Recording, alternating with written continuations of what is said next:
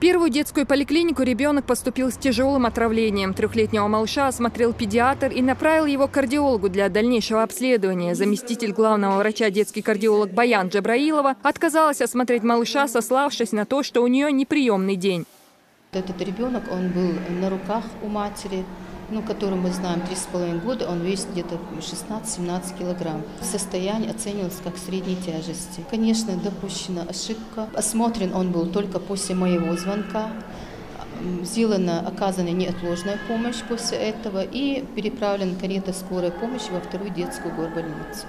Мы служим на благо здоровья наших детей, и мы должны оказывать помощь, несмотря ни на что часы приема завтра, сегодня. Для расследования этого случая в больницу была направлена специальная комиссия Минздрава. После тщательного анализа специалисты установили, что врач проявила халатность, которая могла стоить ребенку жизни. За такое отношение к пациенту Баян Джабраилова была освобождена от занимаемой должности.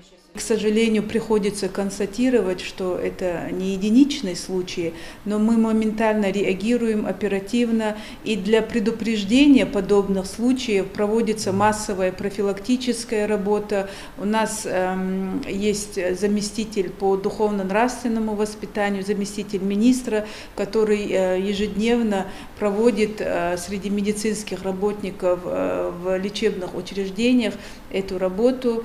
Я думаю, это будет последний случай в нашей системе. Состояние ребенка, пострадавшего от бездействия Баян Джабраиловой, сейчас стабильное. Между тем, статистика говорит о том, что риск умереть от врачебной халатности в десятки и сотни раз выше, чем в ДТП. В Минздраве отметили также и то, что любому врачу в первую очередь следует помнить о клятве Гиппократа, нежели о рабочем графике, включающем неприемные дни. Луиза Батыжева, Стаймир Хаджиев. Новости.